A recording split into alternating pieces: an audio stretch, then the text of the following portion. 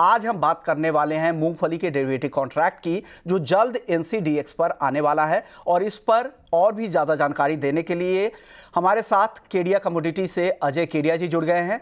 Sir, शुक्रिया आपने वक्त निकाला। सर, पूरे वैल्यू चेन को इस कॉन्ट्रैक्ट का इंतज़ार है। 2010 में, मुझे जहाँ तक याद है, 2010 में ये कॉन्ट्रैक्ट ट्रेडिंग बंद किया गया था।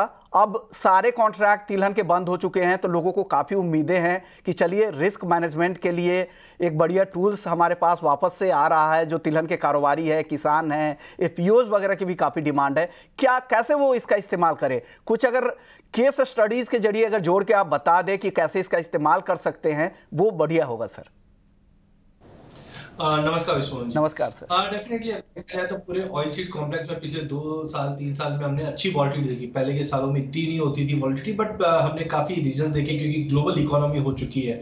अगर मूंगफली की बात करें तो 2023 में हमने 11% का एक जंप आते हुए देखा है। तो ज्यादा करके हम देख रहे हैं जिस ढंग से रेडिकल वेदर कंडीशन हो गया, डिमांड एक निकल रही है, पैंडेमिक जैसी सिचुएशन बन रही है, तो वॉलिटिलिटी बढ़ चुकी है। तो वीसीपी इज वेल पार्टिसिपेंट की अगर बात करें, सबसे पहले आते हैं फार्मर देखता है कि अभी भाव काफी बढ़ा हुआ है और इस ऊंचे भाव में हम सोइंग करेंगे तो हमें और अच्छा प्राइसिंग मिलता है। तो यहाँ पे कहीं ना कहीं एक बड़ा रिस्क रहता है। नो डाउट एमएसपी काफी कमोडिटीज पे रहती है तो उनको एक तरह का अश्योरिटी मिलता है, लेकिन जिस कमोडिटी पे एमएसपी नहीं है वहां पे उनके लिए रिस्क बढ़ जाता है। ऐसे टाइम पे डेरिवेटिव कॉन्ट्रैक्ट एफपीओ के जरिए वो यूटिलाइज कर सकते हैं, जहाँ पे जो भी पोजिशन अगर सब लोग सोइंग कर रहे हैं तो उनको डर लगता है कल को अगर भाव गिर जाए तो हमें कम भाव मिले, तो वो फ्यूचर्स के ऊपर, एक्सचेंज के ऊपर अपनी जो भी पोजीशंस है वो हेज करके चल सकते हैं। ऐसे ही स्टॉकिस्ट सबसे इंपॉर्टेंट होते हैं, बिकॉज हम जानते हैं कि क्रॉप हमारे पास साल में नो डाउट रबी एंड खरीफ दोनों ही आती है, बट मेजर क्रॉप हम देखते हैं अभी एक बार आ जाती है और पूरे साल भर हमें यूज करना है। तो ऐसे टाइम पे प्राइस में अगर गिरावट आ जाती है तो स्टॉकिस्ट को भी कहीं ना कहीं बड़ा खतरा रहता है। तो ऐसे टाइम पे एक्सचेंज का जो रोल होता है वो काफी वाइटल रोल हो जाता है, क्योंकि जो भी उनकी पोजीशन है, लेट्स से उन्होंने 500 टन अगर माल फिजिकल होल्ड रखा है, उसको हेज करने के चलते वो फ्यूचर पे वो चीज बेचकर हेज कर सकते हैं। इनकेस अगर भाव में गिरावट आती है तो उनको फ्यूचर में ये प्रॉफिट बनेगा जो बिजनेस इनकम में काम होता है, कैलकुलेट होता है। और इनकेस मार्केट में अगर स्टेबिलिटी मेंटेन रहती है तो ऑलरेडी वो अपनी प्राइस को लॉक कर पाए हैं। तो सिमिलरली एक्सपोर्टर है, क्योंकि हम ग्राउंडनट जानते हैं कि India one of the biggest exporter है, चाहे तेल के केस में बोले चाहे हम मिल्क के केस में बोले।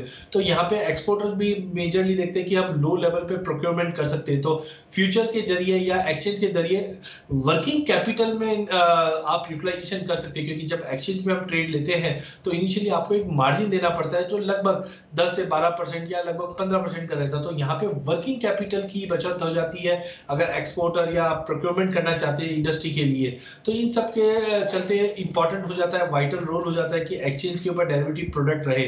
तो आई थिंक ये वेलकम स्टेप है सेबी और एक्सचेंज की तरफ से कि ग्राउंडनट के जो फ्यूचर्स अभी रिलॉन्च हो रहे हैं, ये कहीं ना कहीं वीसीपीज को एक काफी अच्छा सपोर्ट देगा अपने बिजनेस में जो रिस्क है उसको मैनेज करने के लिए।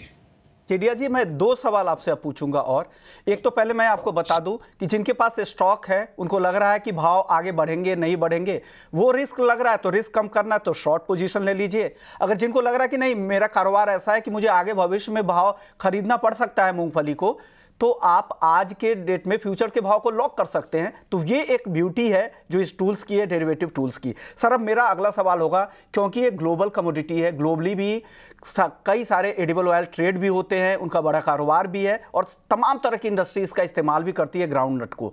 तो कौन कौन से ग्लोबल फैक्टर्स उनको देखना चाहिए जो कीमतों को ड्राइव करते हैं? देखिए, इंडिया के अलावा अगर हम देखें तो major countries like China, Nigeria, US, Sudan, Burma, Argentina, Tanzania, ये सारी कंट्रीज में भी पीनट के प्रोडक्शंस होते हैं।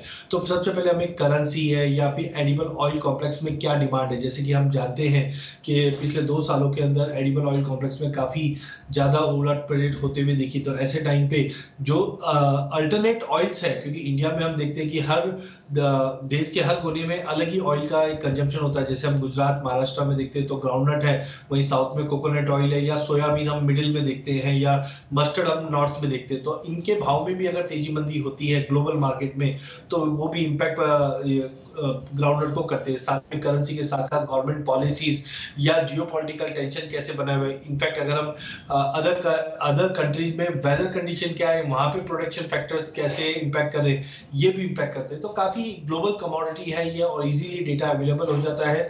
तो ये सब सब फैक्टर्स को देखकर हम हमारी ट्रेड्स या हेजिंग कर सकते हैं।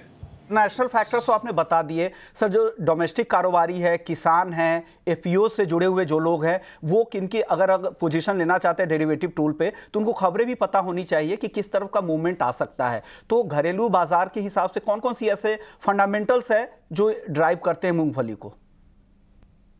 देखिए, मूंगफली में जैसे बताया कि इंटरनेशनल तो एडिबल ऑयल कॉम्प्लेक्स करता ही है, बट डोमेस्टिक मार्केट में भी करता है, क्योंकि हम जानते हैं कि इंडिया एक प्राइस सेंसिटिव हमारे जो पब्लिक है या पॉपुलेशन है, प्राइस सेंसिटिव है। तो जैसे ही हम देखते हैं सोयाबीन, सोया या मस्टर्ड के भाव में कमी आती है, तो उसका इम्पैक्ट हम ग्राउंडनट पे भी आते हुए देखते हैं। तो वहाँ पे आपको अल्टरनेट ऑयल की अवेलेबिलिटी देखनी चाहिए। साथ में फेस्टिवल सीजन या शादी ब्याह के जो ये अपडेट्स आते हैं, ये काफी इंपॉर्टेंट होते हैं, बिकॉज हम जानते हैं कि फ्राई में या स्नैक्स के अंदर मूंगफली का काफी बड़ा कंजम्पशन होता है। सेकेंडली, सोइंग या अराइवल्स मार्केट में कैसे, स्टॉक पोजीशंस क्या है, ये सारे फैक्टर्स है जो डोमेस्टिकली कोई भी व्यापारी को एटलीस्ट ध्यान देना चाहिए। जो एक्सचेंज के द्वारा या मार्केट में जो न्यूज है, या ईटी नाउ पे भी अगर आप देखते हैं तो टाइम टू टाइम ये न्यूज आपको मिलती रहती है। अकॉर्डिंगली आप अपने ट्रेड डिसीजंस ले सकते हैं। शुक्रिया केडिया जी, आपने वक्त निकाला और दर्शकों को बताया, इस अवेयरनेस प्रोग्राम को के जरिए लोगों तक पहुंचने की कोशिश की कि कैसे इस इंस्ट्रूमेंट का इस्तेमाल, जो लॉन्च होने वाला इंस्ट्रूमेंट है मूंगफली का फ्यूचर्स का कॉन्ट्रैक्ट, उसका कैसे आप इस्तेमाल करके अपने कारोबार को बेहतर दिशा दे सकते हैं, अपने रिस्क का मैनेजमेंट कर सकते हैं, और जो कीमतों में जो उतार चढ़ाव हो रहा है उसके तमाम तरह के जोखिम को कम कर सकते हैं और फ्यूचर्स के भाव को लॉक भी कर सकते हैं।